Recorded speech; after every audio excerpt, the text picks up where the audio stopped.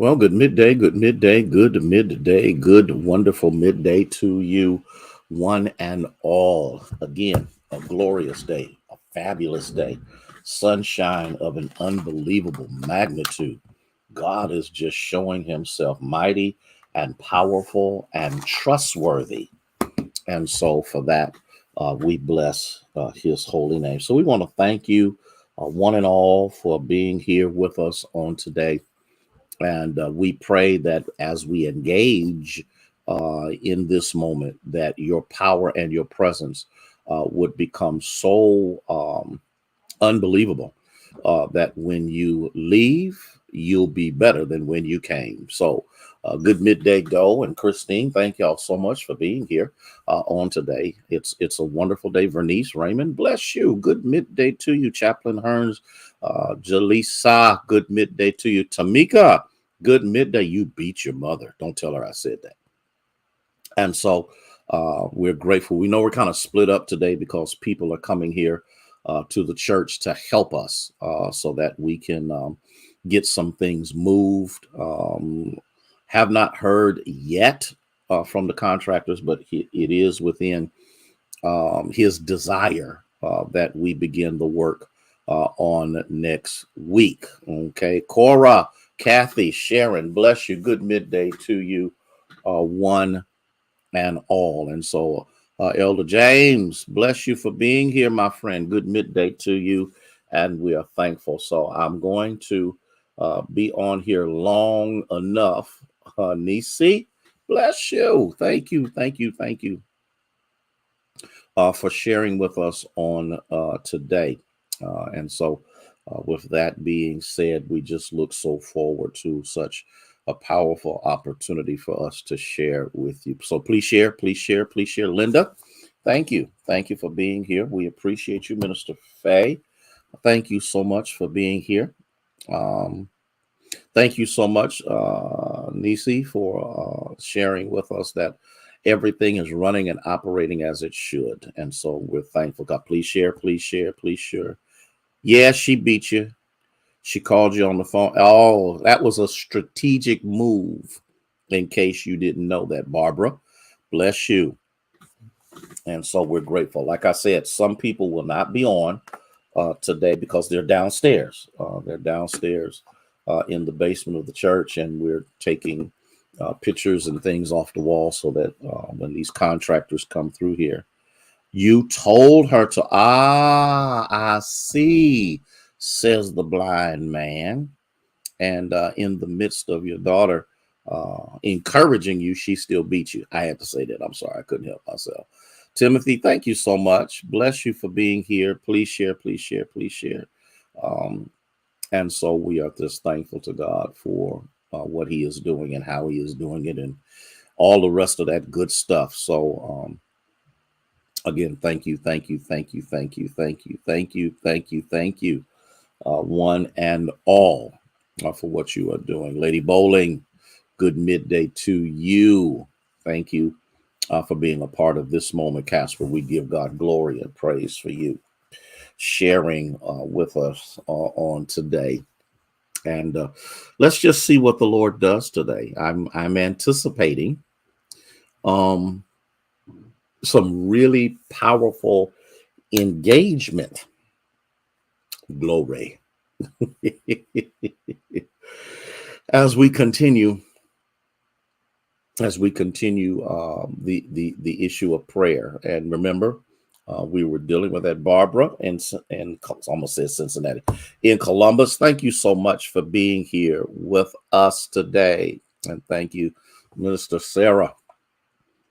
Bless your sweet potato soul for being a part of this learning moment, this learning experience that we are having on today. And so, again, thank you, one. Thank you, all. Thank you, everyone, for what you are doing on today. I need to ask a question. I need to ask a question. And I think this question is pertinent. Lavonda, this question is pertinent, relevant, important.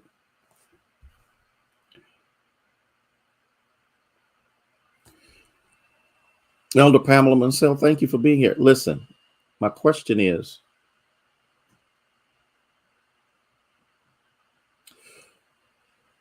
persistence important in petitioning God? Christy Mansell, thank you for being here. We got the Mansells. Is is persistence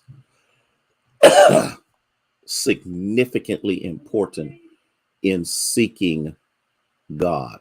LMA, thank you for being here. I want us to think about this. I want us to let that meld around in our minds for just a moment, because how many times do we approach the Lord, and in approaching the Lord, when we don't get an answer immediately, we say, no, I'm just not going to do that. And I understand if you ask anything according to his will, I understand that. It's pertinent, but persistence is also, or perseverance is also, perseverance is also important when it comes down to you seeking God, seeking God's will. It's not that, Nisi, it's not that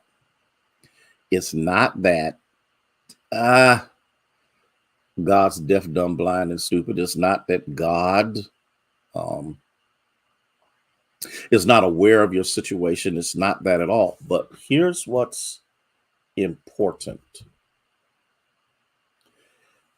Sometimes I believe God allows those moments to happen to see if we are really sincere in what we're asking for.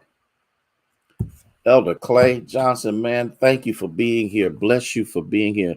Misty, how are you? Good afternoon to you. Rhonda, Sherry, thank y'all so much for coming. I want us to, how many times have we asked God for something, and because it didn't show up when we thought it should, or the way we thought it should, we abandon approaching God again?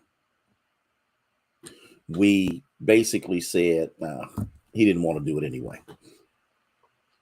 He had no intention of doing it. I don't even know why I wasted my time with this, because I should have known this wasn't going to happen. I'm watching God bless all over the place, and here I am in an abandoned situation. I need him to show up now, and he's just like doing whatever he wants to do. But we're going to look at something, and we're going to see something, because there's some powerful stuff that many of us must understand. Praying that buffering stops so that you'll be able to get the full magnitude of what God is saying. Again, and Nisi, that is such a prevalent and important statement, because God has his own timing. My problem is I don't always like it. I'm just being totally, I don't always, hey Winnie, how are you? I don't always like, is there anybody else out here? Because now y'all trying to act like I'm all by myself. You've never been there. Oh no. Have you ever had a moment in your life when God's timing frustrated you, or God's timing made you angry? God's timing made you give up? God's timing kind of set you in a motif that, okay, I'm not even wasting my time anymore. I'm going to say something, because the one thing that the enemy is real good at, okay, is that he tries to get you in a position of defunk, depression, depravity, whatever the case may be, whatever D you want to put in there. Okay. Juanita, how you doing? And what he does is he places you, the enemy, in a spot of isolation. What happens? I'm going to say it. He removes you from the fellowship of the saints. He removes you from being on Snapshots or midweek. He removes you. Gaither, how are you? He removes you from being around that source of enlightenment, that source of encouragement, that source of re-engaging. I keep using, that's what keeps coming to my mind, is re-engaging, because as long as he can keep you isolated or in the feeling of isolation, because you can be isolated in a crowd, you can feel by yourself in a crowd. You got to catch that. You quit, you give up, you say that's enough. I'm not wasting my time, and I'm not trying anymore. We're going to look at something. Y'all ready for this? I'm going to see if you're ready. I'm going to see if you really ready for this. Luke chapter 11, starting at verse 5. And again, you have to understand that it's okay, Sister Thomas. We're glad you're here. You have to understand that there's a thought being processed in chapter 11. It's not these things that are just thrown out all over the place. Okay, Lisa, bless you for being here. There's a thought, and you cannot engage verse 5 until you've learned how to conquer verses 1 through 4.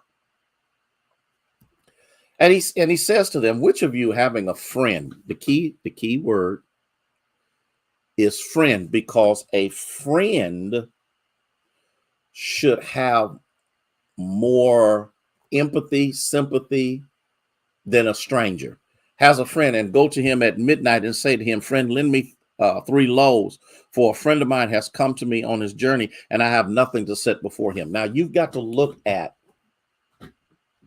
this midnight moment. Okay. When you look at this midnight moment, you will see that in that day and age, midnight is the most dangerous time of night. Okay. It is the most inconvenient time of night. Bandits and thieves are roaming in a midnight hour. Lord, boy, you know what?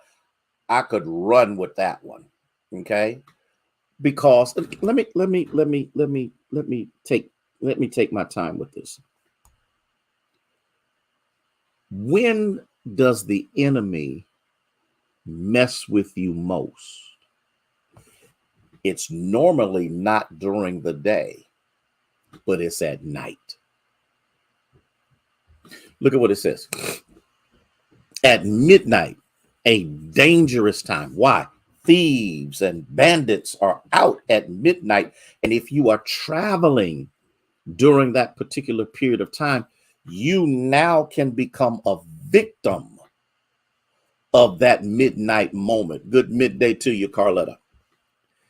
Now let's look at this, because not only is it dangerous for the person traveling, it's dangerous for the person whose door you are knocking on, for them to open that door. Y'all gotta look at this, okay? Because they didn't have cars, they traveled on foot, and because this friend has a friend. Hey, Daryl Jones, bless you for being here with us. I want us to look at it. Has a friend that has showed up. He showed up unexpectedly. Why? Didn't have cell phones, didn't have landlines. None of those means of communication even existed during that particular time. So because this is a friend, he travels at a dangerous time, at an inconvenient moment to come. And so he says, I don't have any food. Can you just give me 3 loaves of bread? Now you got to look at this. You got to look at this text.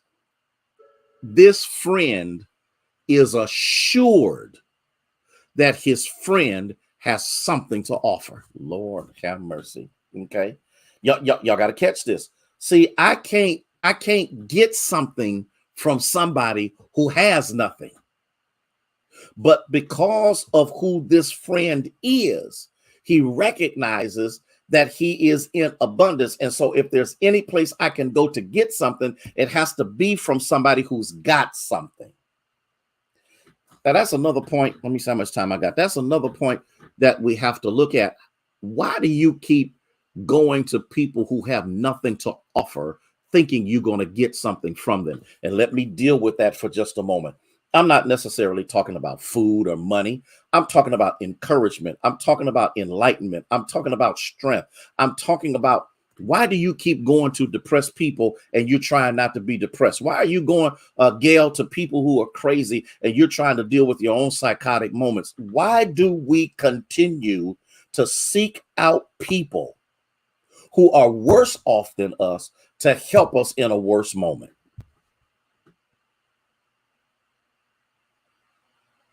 Now, I got quiet for that second because I need us to think about this.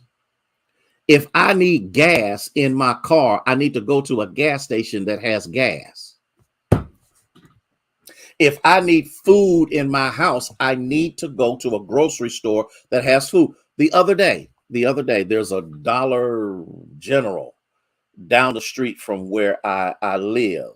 And I go down there because I can get my apple juice and my little whatever I need at a real good price. I love going down there. It's convenient. I can do what I need to do. I ain't got to go to Giant Eagle. I ain't got to go to Walmart. Ain't got to be bothered. It's right there. That it has what I need. I went there the other day. Yeah, that's right. Apple juice. I went there the other day and the store was closed. Now, unfortunately, this store does this quite often. So I said, let me go and examine why, because there's a sign on the door. The sign says, "We are so sorry for the inconvenience, but we are closed today because the truck didn't show up." Now, in my mind, thank you, Christine. In my mind, I'm saying to myself, don't you have something else to offer? Why would you close your doors just because one truck didn't show up? There's other stuff on shelves. There's other stuff. So here's what I did. I got in my GPS and I found the other dollar. I went to that store, which is kind of like the nasty store. It looks nothing like the one down the street, but it had what I needed. Now, it had stuff all over the place. It had carts and stuff everywhere, some aisles you couldn't go down. Nobody was putting anything on any shelf, but guess what? It was open. Why do we keep wanting stuff from depleted people who have less than we do, who have nothing else to offer, and then we get upset when we leave bent out of shape? Willie, man, my friend, how you doing? Don't you get me in trouble, man. I'm trying to do this thing. So here's what you've got to recognize. He goes to this friend because he knows this friend has what he needs.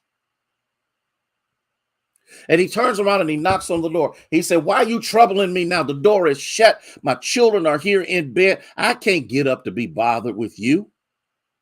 Now, you have to understand, during that particular time, because of thieves and robbers and all of this other kind of stuff, where they lived was one big room. It didn't have bedroom and kitchen and no, it was one big massive room. Everybody slept and lived in that area. So when the time came for sleep, they would secure the door to make sure that the door could not be opened, and for the people inside the room to be raped, killed, pillaged, or robbed. And he is saying, I'm not getting up to give you anything because we all sleep. Why you wait till this time of night to turn around and bother me? He said, I'm not getting up. I'm not getting up. But then something kicks in. He says, because you're my friend and you are persistent I'm going to give you what you need. Every now and then. It's not that God doesn't want to give it to you. It's not that God doesn't want to supply. It's not that God doesn't want to make a way, but every now and then, God will send you through a moment of how bad do you want it? Do you really want this blessing? Do you really want this breakthrough? Do you really want this opportunity? Do you really want to overcome? Do you really want to be the head and not the tail? Do you really want to be everything that I have preordained for you to be? Because first of all, you knew where to come to get what you wanted. Just because I didn't answer, here it goes. Here's my phrase. Here's my phrase. Delay is not denial. God's got it for you.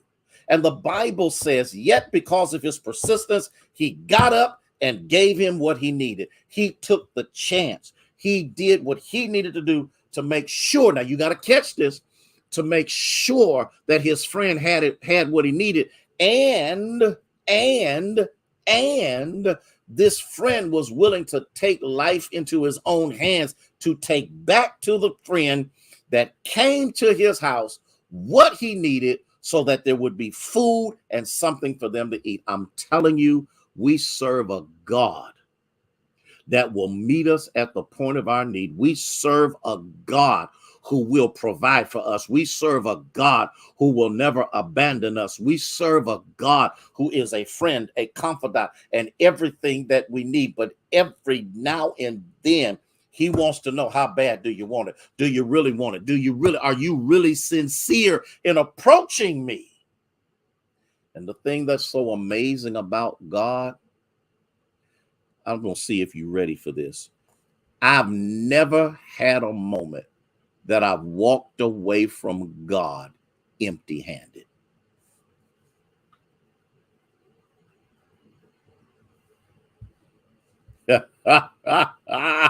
I hear you, Daryl. And the problem with us, Daryl, is that's what we do. And that's the reason why I tell people, why do you keep asking folk on E to give you something to fill you up and they're empty themselves? I don't know about anybody else, but I got to go. I got people showing up here. We're getting ready to do what we need to do down in the basement. I just appreciate the fact that the numbers of you are watching live, and for those that will end up watching later, that you will be blessed. You make sure you have a blessed weekend.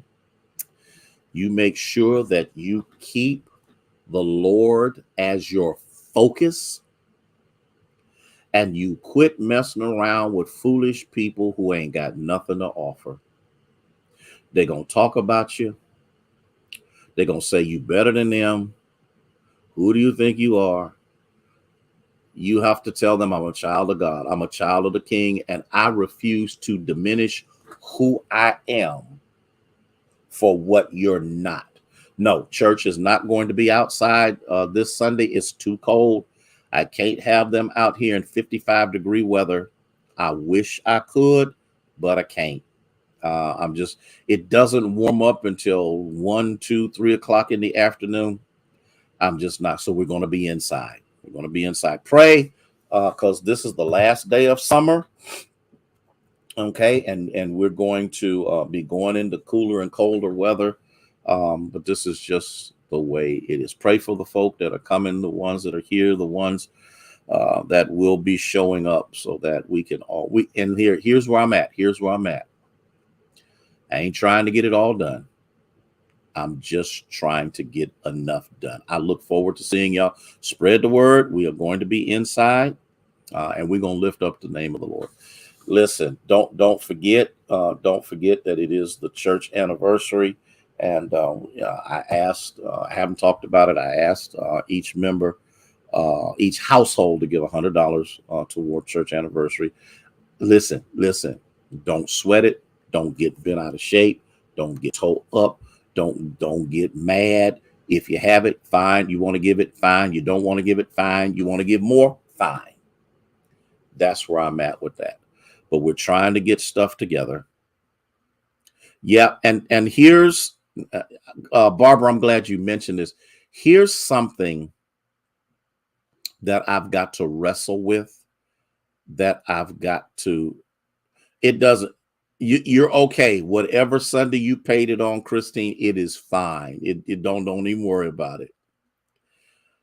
Listen, listen to what I'm saying. And I need us to get this. I really do. I need us to get this. This new variant that is coming out is crazy. I'm praying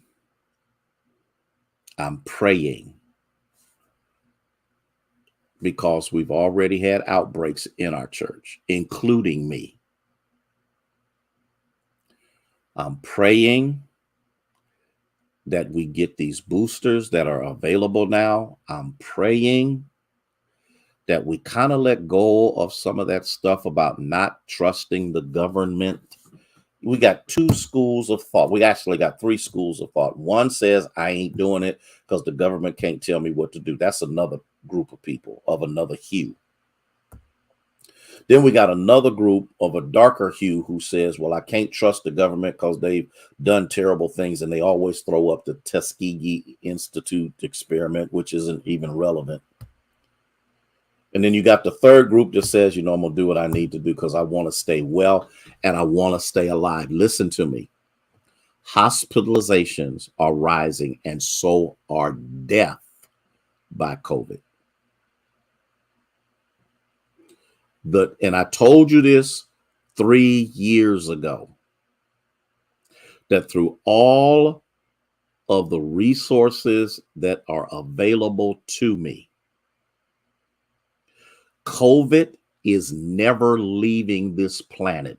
It is going to be here forever. This is actually chemical warfare unleashed on the world. Listen to me. It mutates. It changes its molecular structure so that it cannot be destroyed.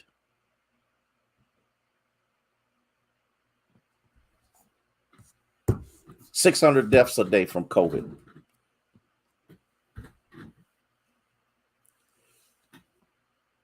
And I'm guilty, and I'm going to do better.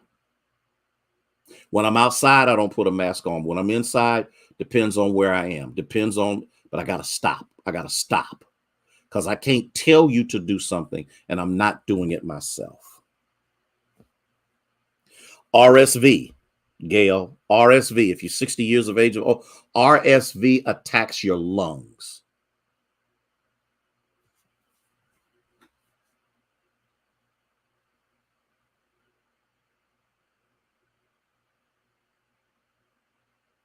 I really don't know if I'm ready to bury some more people.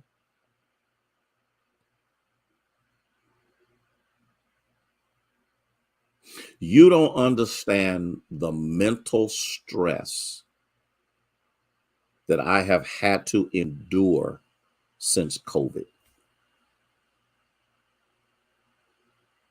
You don't understand the people who got mad, left union, all of that other kind of stuff, because they didn't like what I did. They didn't like how I did it. It didn't make sense to them because everybody else is doing.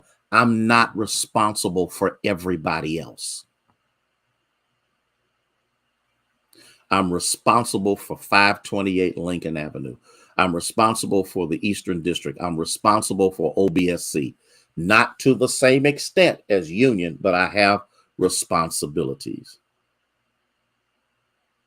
And the only thing I ask, that's another thing, because I can't, I'm glad I'm a pastor and not a healthcare provider. People are walking away from the health profession because of the stress of what they live with. Can y'all give me 2 more minutes? I'm gonna let y'all go because I just need to get this out. I need to get this out.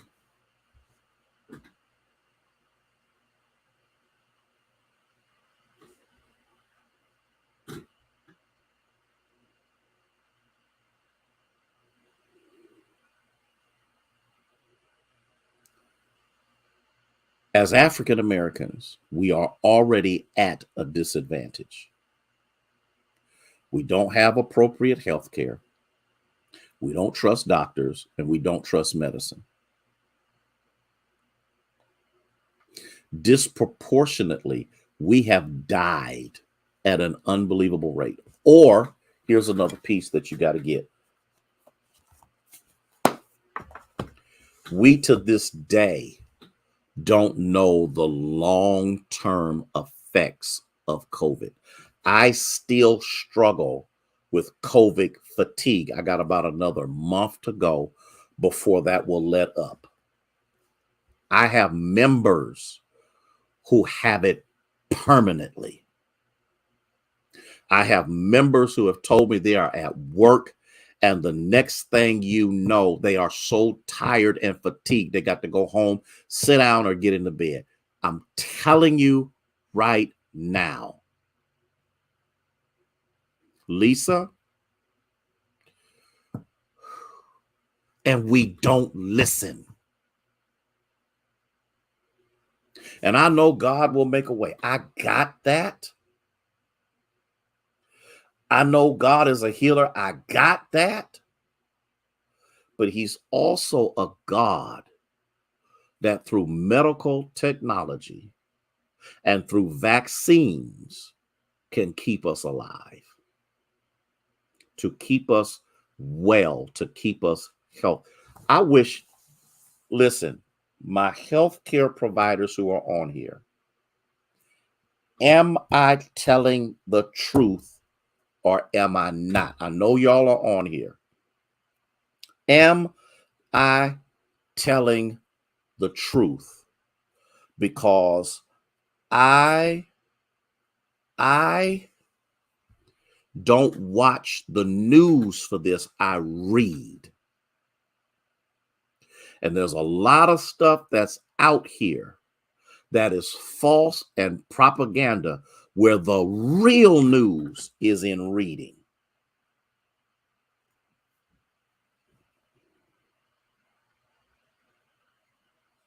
I gotta go. Can you spread the word? Because I'm going to start doing it Sunday. We still have I went to the Youngstown Warren Black Caucus, didn't have a mask on, thought about it, had the mask in my pocket and didn't put it on. Why?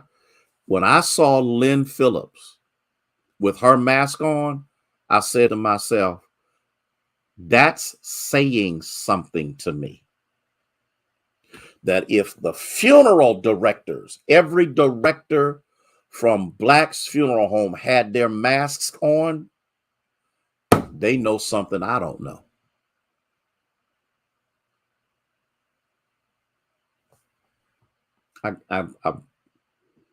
I'm not ready. I'm not ready. I know, Carletta, I'm not a prophet, but I do operate in the prophetic. This government is not going to shut down again. It's not going to do it. You got people like that jerk in the Senate that's saying we can't mandate. We don't want to mandate no masks anymore. So let's all die. All I'm trying to say, and you know what? I really don't have to do this. But if I didn't love you, whether you're a member of a union or not, well, if I didn't love you, I wouldn't say anything. And I had to repent because I can't tell you to do something I'm not doing myself. I'm wrong. But I'm going to do better. We don't know what this thing is going to do to us. Listen, I got to go. I done said enough. I need to get down here and help do what needs to be done. Listen, I got to go. Y'all have a blessed weekend. Wash your hand, wear your mask, sanitize, social distance. And you know what, Sharon? I love you so much that I'm willing to make you mad. Simply because that's what love does. You will not find a lot of other pastors doing what I do, researching what I research, giving out this information like I do. But I'll take that risk of more people leaving. I'll take that risk of more people being mad. I will take that risk if it keeps you alive. Y'all take care. Love y'all with the love of Jesus Christ. You better have a great weekend. It's going to be 80, almost 80 degrees outside. Get outside, walk around, enjoy life. Because I'm telling you, my sisters and my brothers, it's over quicker than you think. May God bless you. May he keep you is our prayer.